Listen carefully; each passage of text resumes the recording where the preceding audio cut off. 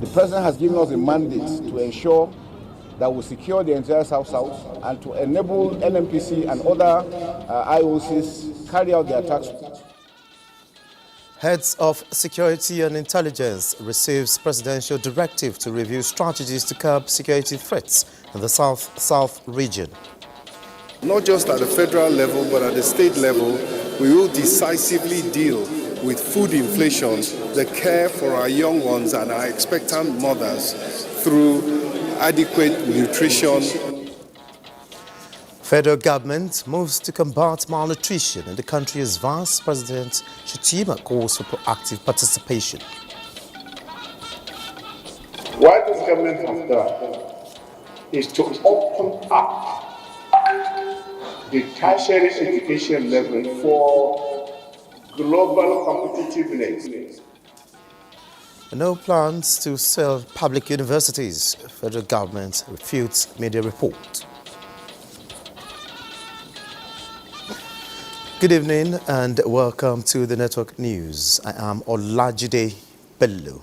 And tonight, Ismail Musa joins us with an update on the ongoing military operations across the country, while Benny Adams will join us in the course of the news for the business news segment.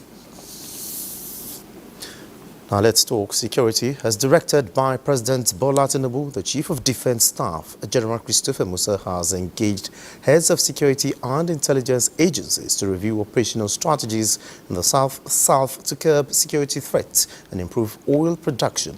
Defense correspondent Ismail Musa reports. Crude oil is Nigeria's dominant source of revenue. Despite the importance of these resources, Nigeria loses trillions of naira to crude oil theft and pipeline vandalism. In March 2023, for instance, Nigeria lost 65.7 million barrels of crude to oil theft. Worried by this unpatriotic act, President Bola Tinubu directed the Chief of Defense Staff, General Christopher Musa, to review operational strategies in the Niger Delta. Oil thefts and vandalism have become a major national issue. We do have line of sight around what must be done, what should be done. Mr. President has directed the CDS to ensure that we contain this within the shortest frame of time so that we can restore national production to the level that Mr. President and our country is expecting. And to do this, it needs the coordination and cooperation of all armed forces. What we are promising Nigerians is that henceforth, the entire South-South will be cleared of any acts of vandalism, criminality within the general area. The President has given us a mandate to ensure that we secure the entire South-South and to enable NMPC and other IOCs carry out their tasks so that we can have improved production. We're going to work together as a team. All the operations will be harmonized. We accept that we have challenges and we accept that we must all come together to solve these problems. So we need the cooperation of everybody. All agencies are collaborating. We need the cooperation of members of the public. The Chief of Defense Staff stressed that results will manifest in 3 months. From the Defense Headquarters in Abuja, Ismail Musa, NTA News. And we have our defense correspondent in the studio, Ismail Musa, live to talk more on the armed forces operations. Ismail, over to you. Thank you, Olajide.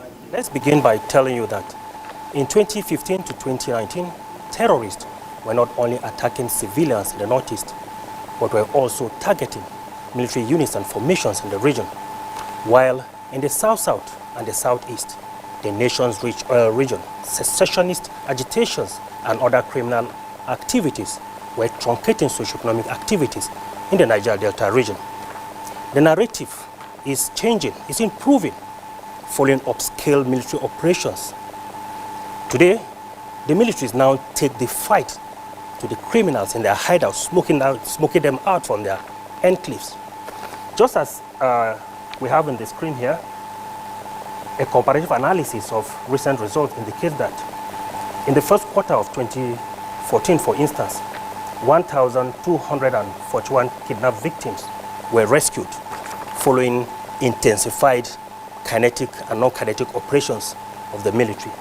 While in the second quarter, that's April to June, a total of 1,993 kidnapped victims were rescued. Similarly, criminals totaling 2,308 were arrested while in the second quarter of the year, you could see a total of 3,682 were arrested. Now, it's very important to note that enhanced synergy among the service chiefs and other security agencies and the injection of more platforms and personnel led to these results that we are having.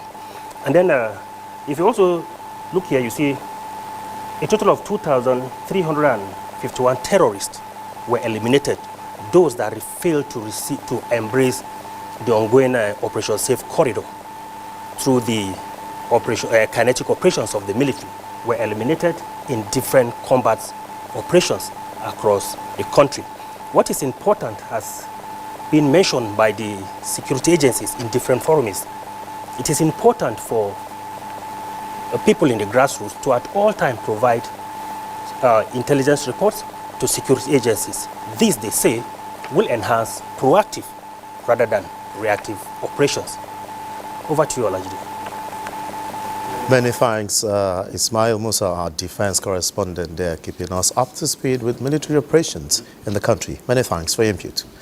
And still on military operations in the country, social and economic life and above all, civil authority are now fully restored in Bagatao, Kukawa local government area of Borno State, once under the total control of Boko Haram, as Operation Lake Sanity 2 of the Multinational Joint Task Force, MNJTF, in collaboration with Joint Task Force Northeast Operation Hadinkai, successfully comes to conclusion. This came up during a media tour of the operational area of Baga in Sector 3, Borno State. Abubakar Musa reports. Intervention of the Multinational Joint Task Force, actually the school, it's back to its shapes. These are inhabitants of Baga town in Kuka local government area on the fringes of Lake Chad in Borno State, given a clear testament of the restoration of critical issues such as health, agriculture, education, as well as civil-military relationship to the hitherto troubled community owing to the activities of Boko Haram insurgents. Baga town, linking Nigeria to neighboring countries of Chad, Niger and Cameroon, used to be one of the biggest commercial hubs for smoked fish in Nigeria before insurgency. The introduction of Operation Lake Sanity 2 of the Multinational Joint Task Force has, however, brought significant peace to Baga in almost every ramification, with the traditional institution fully on ground to further facilitate matters concerning peaceful coexistence and socio-economic activities. We saw a progress, looking forward for other support. Pupils and managers of public schools are showing enthusiasm for returning to the class, hoping to make up for the academic activities lost so far. A visit to a school like this in Baga will leave you with no any other choice than to pray for more security presence for these children to be able to realize their full academic potentials. From Baga in Borno State, Abubakar Musa, NTA News. And talking health, in line with the President Tinubu administration's efforts to improve the nutritional status of Nigerians, the National Council on Nutrition has approved new measures to combat malnutrition and food insecurity in Nigeria. Vice President Kashim Shettima at a stakeholders meeting called for active and proactive participation from all involved. State House correspondent Abdurrahman Jubrila reports. Among the approved measures is the establishment of a national nutrition dashboard, which will be uploaded on the website of the National Council on Nutrition, aims to provide better oversight and coordination of nutrition-related initiatives across the country. Vice President Kashim Shettima gave reference to the recently created Presidential Food Systems Coordinating Unit, which operates within the framework of the Presidential Economic Coordination Committee, which recognizes the urgency of the food crisis and addressing its underlying causes with a view to developing more resilient and sustainable food systems in Nigeria. The world over, there is 30% of the world is affected by food insecurity to one extent and the other, and Nigeria is no different. And of course, it varies across the different states. And so this was a meeting whereby the Ministry of Health laid out the initiatives for tackling nutrition, the nutrition crisis, we all call it. And that, of course, involves working with expectant mothers, and of course the children, particularly for the first 1,000 days of their lives, which is the time at which, without the correct nutrition, without the proper diet, they lose 50% of their productivity later in life. So, of course, that is everybody's priority.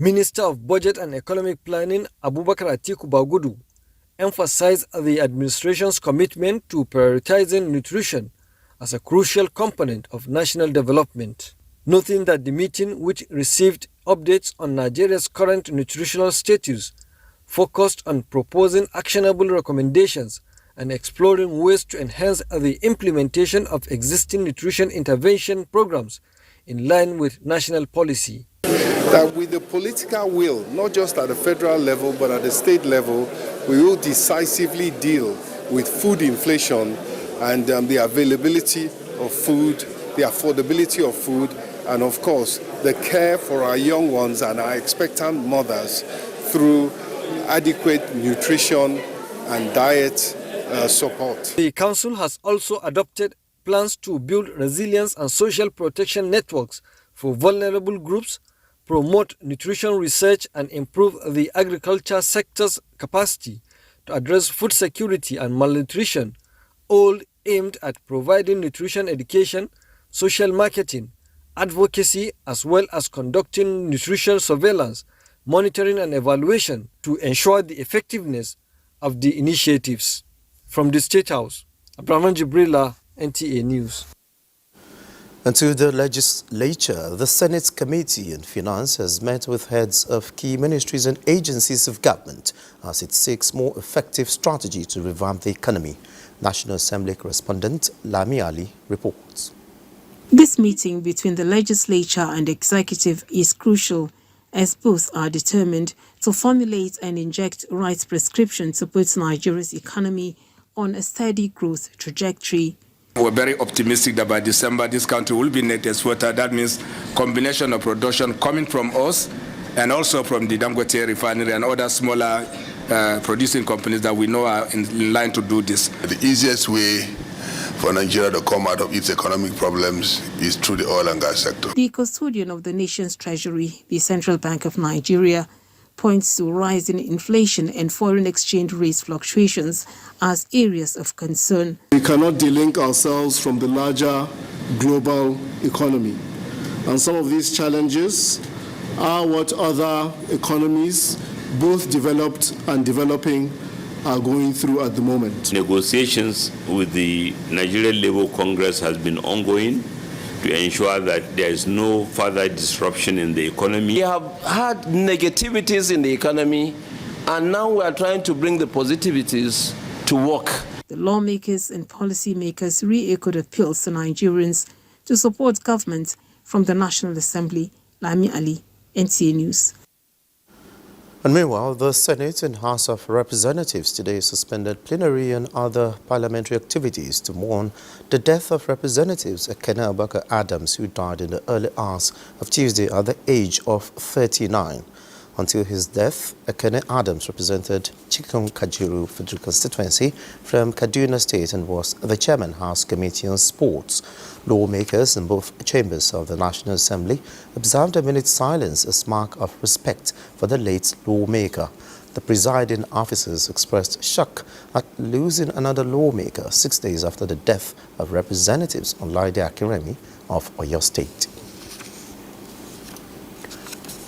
Involved in generating support and funding for Nigerian Olympians at the forthcoming Paris Olympics. In fact, the House was meant to receive the Nigerian delegation today before the tragic news of his passing reached us. The sudden demise of Honorable Adams occurred at the early hours of today, 16th day of July, 2024, after a prolonged illness. Because of this tragedy, the Senate will not continue proceedings today. Late Adams was one-time general manager of Remo Stars Football Club in Ogun State before contesting and winning the House of Reps election on the platform of the Labour Party in 2023. He becomes the fourth member to pass on in the life of the 10th House of Representatives. Also, President Bola Tinubu commiserates with the National Assembly and the Kaduna State Government over the passing of Ekene Obaka Adams, lawmaker representing Chikun Kajuru Federal Constituency of Kaduna State in the House of Representatives. The President also extends his condolences to the family and friends of the late lawmaker, urging them to find solace in the Almighty and in the legacy of the deceased. Still to come, NCDC, thanks for being there. As the rains intensify, cholera cases are also increasing across the country, and the Nigerian Center for Disease Control and Prevention says other epidemic-prone diseases such as yellow fever, Lassa fever, and meningitis are now on the rise. At a media engagement in Abuja, Director General of NCDC Dr. Jide Idris says rapid response teams have been deployed to states with increasing cholera cases and assures that federal government is committed to breaking the chain of the disease transmission. Olusheye Adiagbo has details.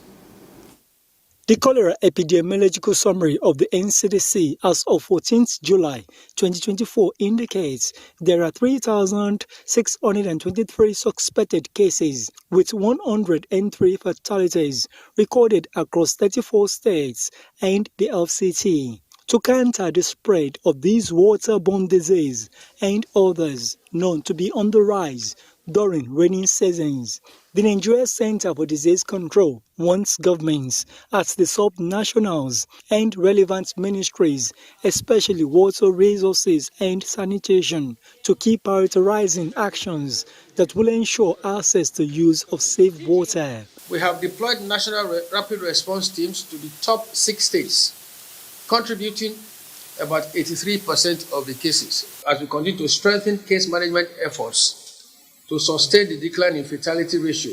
There appears to be an underreporting of the situation, as required data from the states are not coming real time as expected. What this means is that some states may not be reporting because they feel it's a stigma. But the fact is that if they don't report, they are endangering the lives of their people. Dr. Jide Idris also encouraged health authorities, including the media, to intensify awareness on personal and environmental hygiene. In Abuja, Olusheye Adiagbo, NTA News.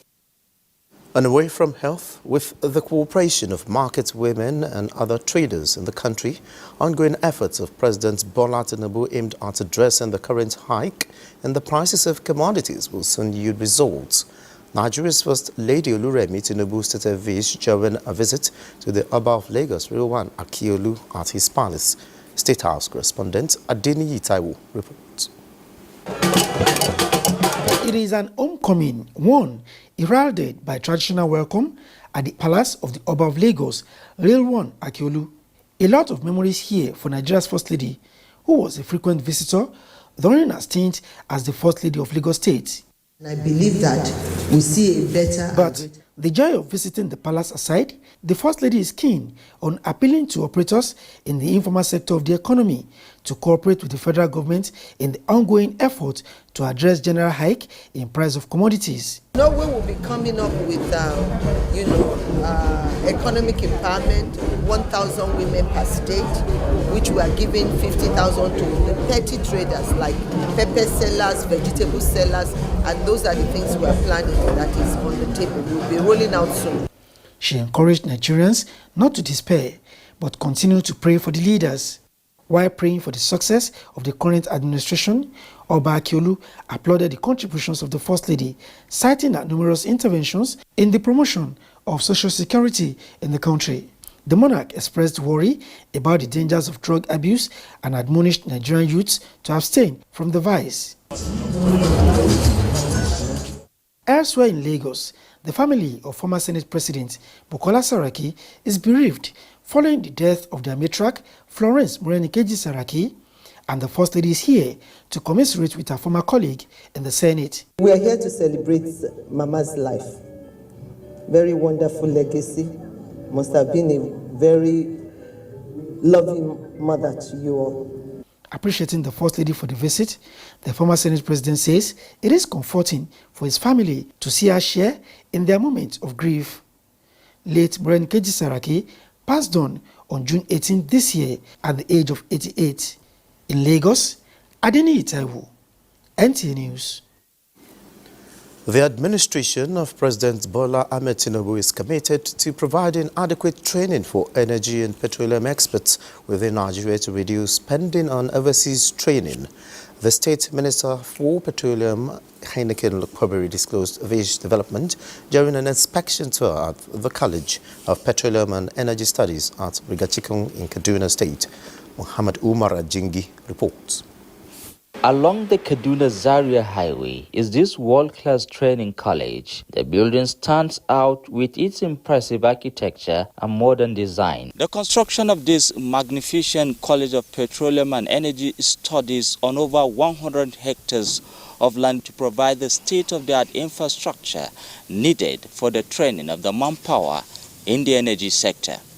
The Minister of State for Petroleum is here for on-the-spot assessment of the state-of-the-art facilities, accompanied by the Executive Secretary of the Petroleum Technology Development Fund. The State Minister inspected the various departments, laboratories. When this facility is put to use, we'll be afforded the opportunity of training a lot more people, in relevant, fields related to the petroleum, and petroleum industry, as opposed to what we are doing today.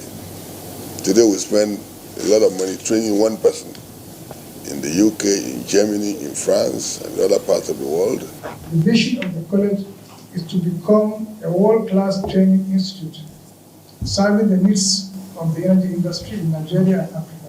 It is expected that when this college commences full operations, it will address the growing demand of professional skilled manpower in the energy sector in Nigeria. To Kaduna, I am Muhammad Marajingi, NTA News. Now, the House of Representatives is assuring higher institutions of learning of its support in the provision of needed infrastructure for conducive learning environment. Chairman, House of Representatives Committee on University Education, Abubakar Hassan Fulata, stated this during an oversight visit to Federal University, Lokoja, Kogi State. National Assembly correspondent Muhammad Rabiu Ali reports. The season is here, and the legislators are on oversight to ensure that due process is followed in spending of budgetary allocations.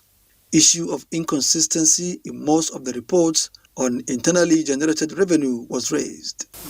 No university has ever confronted us with a request for appropriating the amounts so far generated by those universities internally. During the oversight, the committee inspected some projects at the university and expressed worries with the decay of infrastructure. My appeal to the committee is to assist us to make sure that the campus is secured. The campus is porous, no perimeter fencing. We are going to do our best to assist the university in overcoming the infrastructural challenge.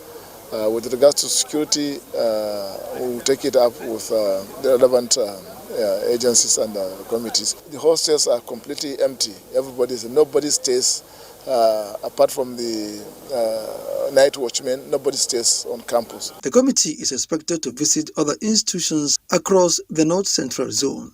In Abuja, Muhammad Rabiu Ali, NTA News. No Nigerian public university is up for sale, says Minister of Education, Professor Tahir Mamman. The clarification became necessary following pronouncements in certain quarters alluding sale of universities. Zenret Dingmu reports. Professor Mamman says education remains one of the key areas of interest of the present administration. As such, there's need to create a formidable system that will produce the needed and capable manpower for the country's leadership and economic needs. There are more than double private universities in Nigeria than public universities combined. What this government has done is to open up the tertiary education level, in particular, the universities for global competitiveness.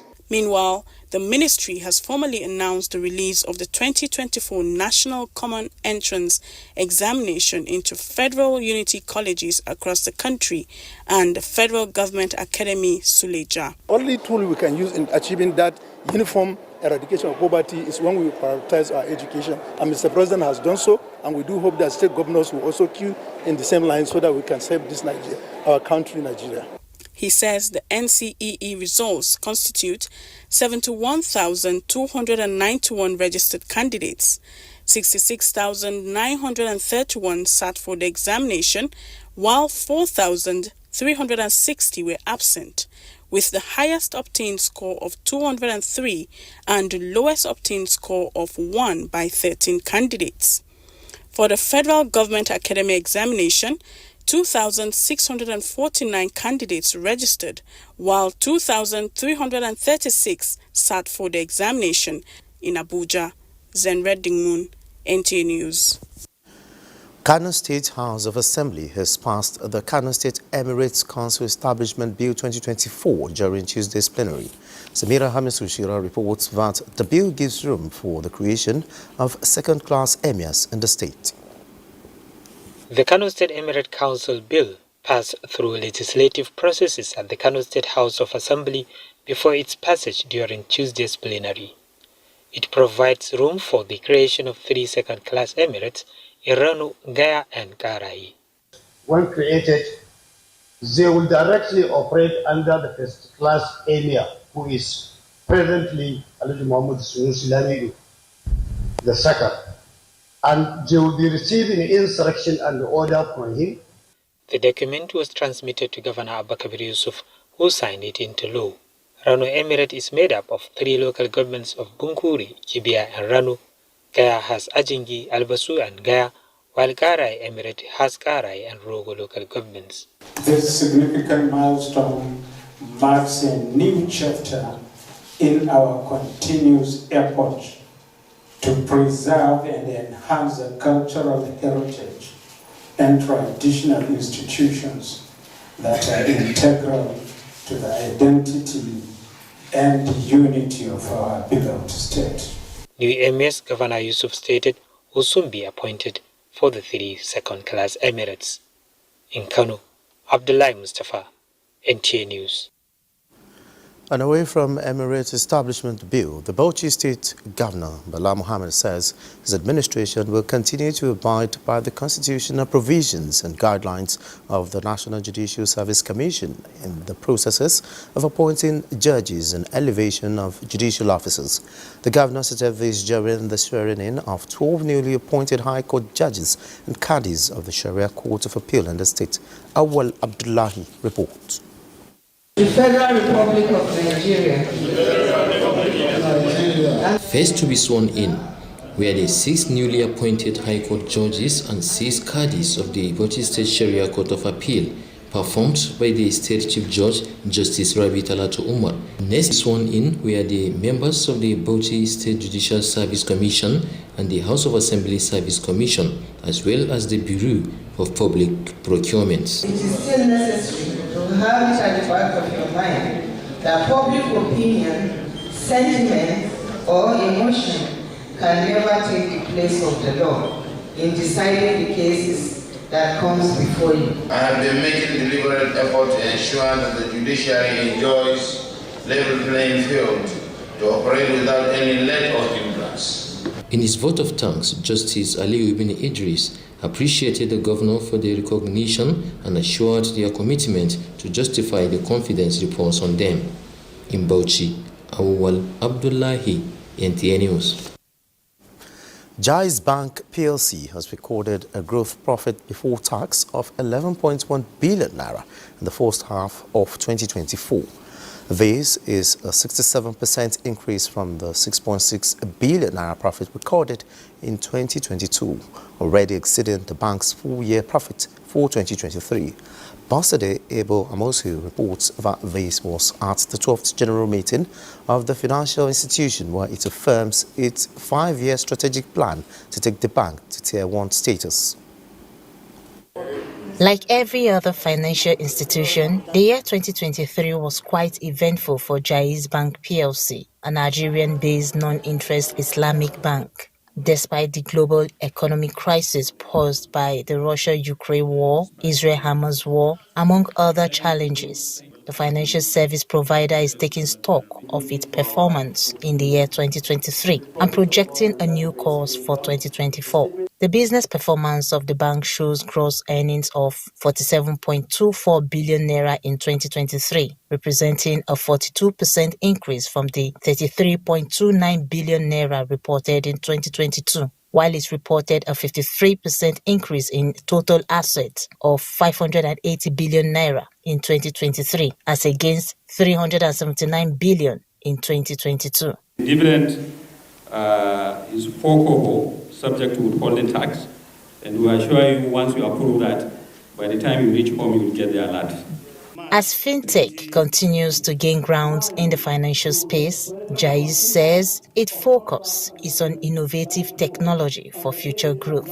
So we are investing in our people, in technology, and most importantly, we want to do responsible banking by financing the real sector, sustainable banking, investing in technology, and also helping the government to finance the real sector, especially agriculture. Looking at our current verified capital by CBN, which is about 18.7, we have only 1.3 billion shortfall, and again we have 10.4 billion to bring in. We are almost 99.9% completed. We are going to be the first bank in Nigeria to cross the new CBN capitalization requirement.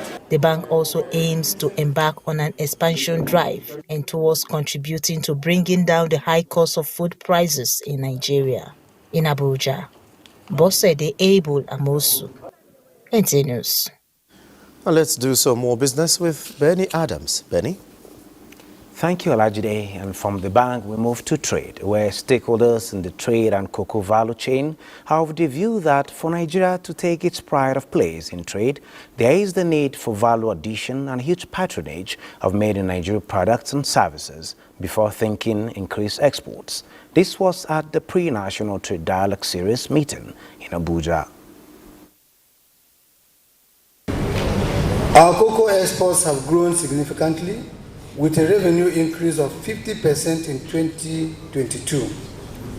We aim to increase cocoa production to 500,000 metric tons by 2025, that is next year. Our investment partnerships have been instrumental in driving growth in various sectors of our economy. If you look at the US today, it's about the biggest importer of cocoa beans or cocoa products. So what do? Do you want a 10% share of that market? Do you want a 1% share of that market? Who is importing the cocoa? What can you do on government to government, private sector to private sector? So once you have done that, you can come back to Nigeria, work with the farmers. And we can promote only when we consume what we produce.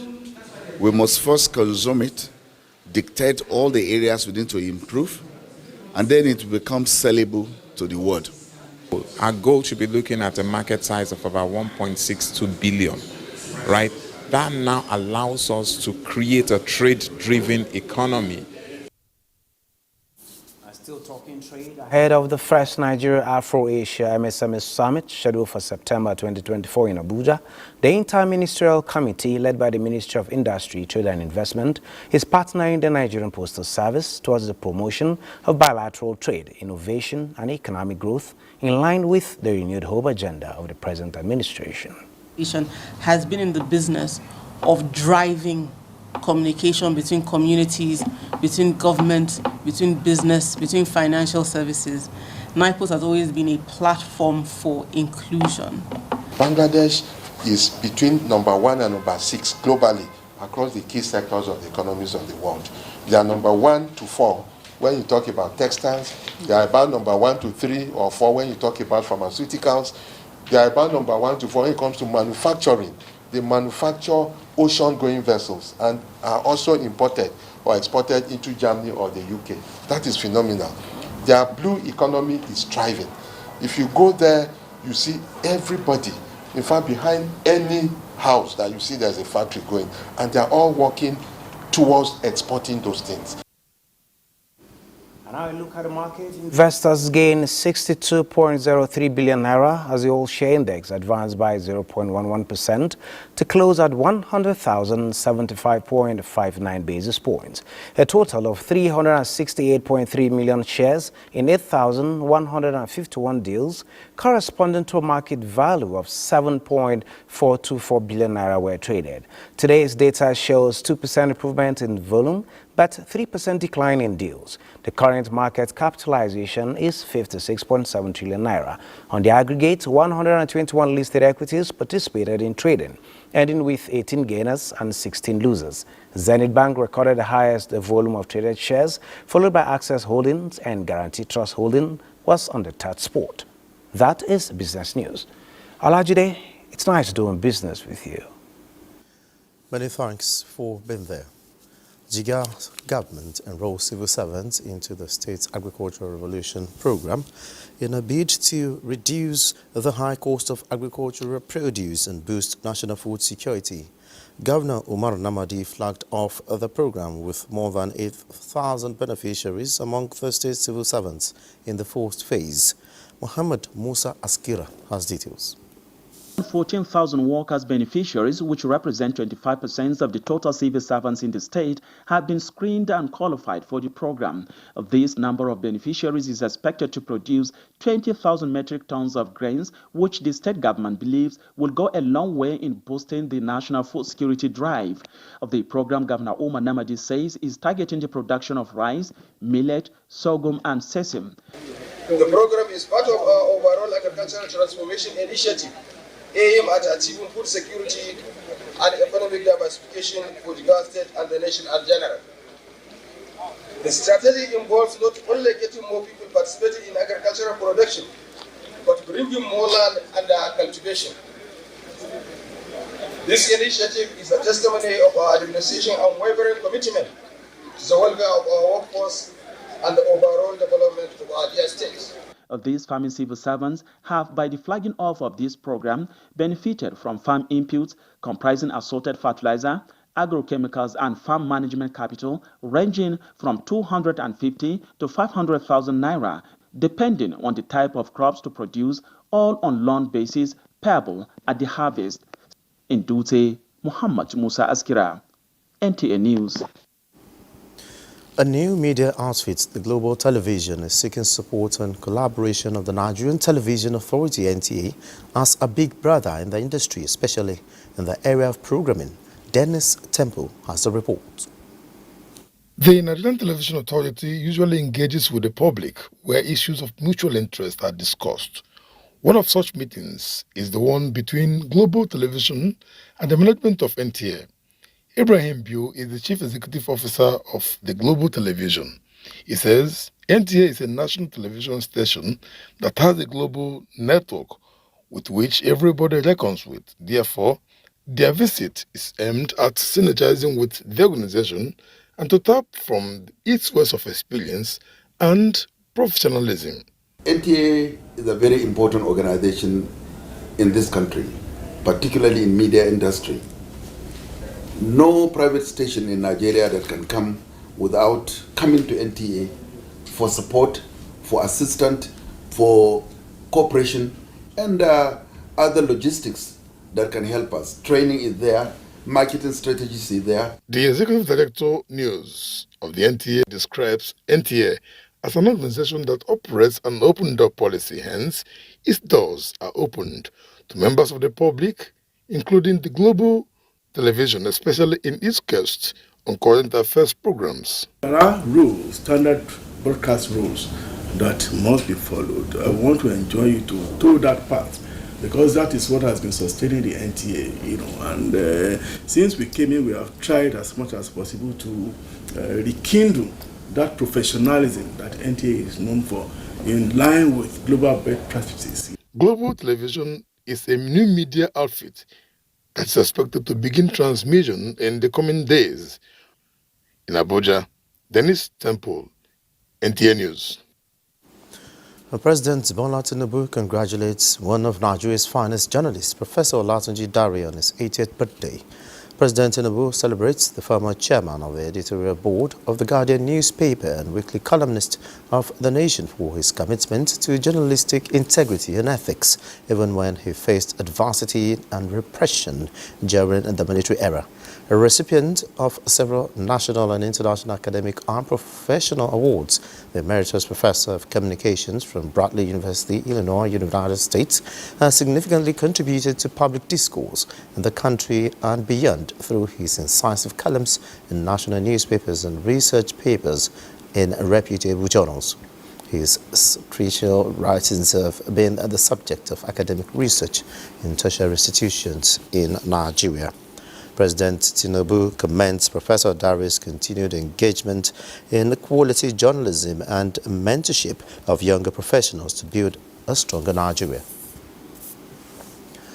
Osun State Government and the Independent Corrupt Practices and Other Related Offences (ICPC) have signed Memorandum of Understanding on project monitoring and evaluation as part of measures to curb corruption in the state. Governor Ademola Adeleke and the chairman of ICPC, Musa Aliyu, both signed the MOU at the Government House in Osogbo. Femi Afariogun reports. Landmark step by Osun State Government as it formalized commitment to a partnership aimed at combating corruption and ensuring transparent governance. The signing of the Memorandum of Understanding is a testament to the state government's resolve to strengthen institutional frameworks against corrupt practices. Our government is today demonstrating this political will by entering into partnership with the ICPC on project monitoring and evaluation. ICPC believes the agreement represents a unified front in the fight against corruption. Together, we will galvanize support, implement necessary preventive measures, and adopt a more effective strategy in our battle against corruption. Your Excellency may recall that this partnership is aligned with the President's 8-point agenda of improved governance for effective service delivery. With this agreement, Osun State is poised to set a new standard in the fight against corruption and is expected to yield significant results, reinforcing the state government's commitment to good governance and accountability. In Osogbo, Femi Afariogun, NTA News. You're watching the Network News. More to know you're still there. Rwanda President Paul Kagame wins fourth term in office in a landslide victory of 99.15% of the votes cast in Monday's presidential election. Kulo Mohammed brings us details on these and other stories and Global Update.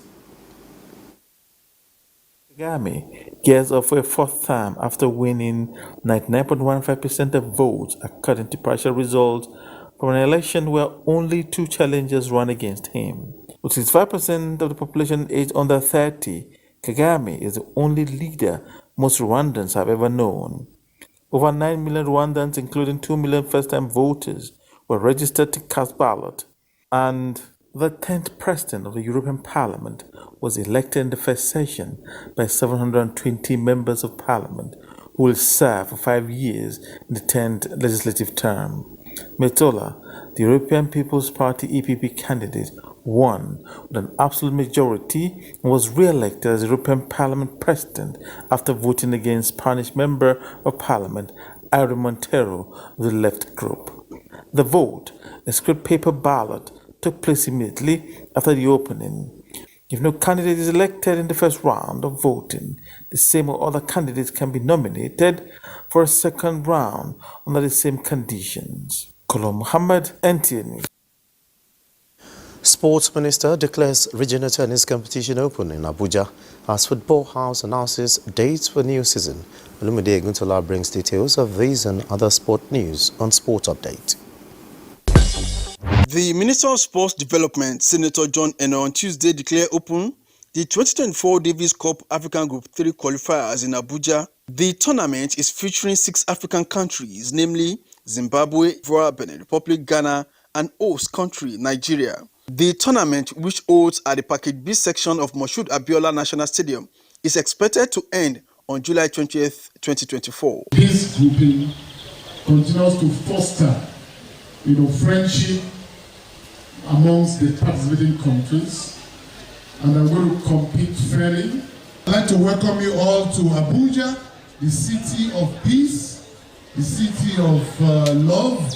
In football, the Nigerian Premier Football League (NPFL) 2024-2025 season kicks off on Saturday, 31st August. Following a successful draw ceremony, cup holders Enugu Rangers will square up against newcomers El Kanemi Warriors in the opening game. Earlier, the annual general meeting of the league body was held to brainstorm ahead of the new season. We are going to be sure that by the grace of God, everything is sorted out before we start the league. We have communication gadgets now. Referees and assistant referees will stay where they are. You will see them using it. The referee will communicate directly. They will discuss. They take a decision. And on a sad note, member of the House of Representatives, Ekene Abubakar Adams, is dead. He died in the early hours of Tuesday at the age of 39. Adams was one-time general manager of Remo Stars Football Club in Ogun State. With sports update, Olumide Eguntola, NTA News. And that's it on the network news. Many thanks for being a part of it. I am Olajide Bello. To this program, one who has been with us for quite some time, and I'm talking about Dr. Mainasara Kogo Umar, a lawyer, economist, public affairs analyst, and in addition, a member of the Kogo traditional dynasty. And of course, as we know, is only recently been appointed by the president as chairman of the Code of Conduct Tribunal. I would like to congratulate you on your recent appointment, and thank you for being with us here. Thank you very much. It's always enthusiastic to be here to contribute for nation building. All right, thank you so much. Well, at some point in time, we do expect we'll also be joined by His Imperial Majesty Abadiye Enitan Ogunwusi Ojaja II, the Oni of Ife, and co-chair of the National Council of Traditional Rulers of Nigeria. We do hope to be joined by him later in the program. But thank you.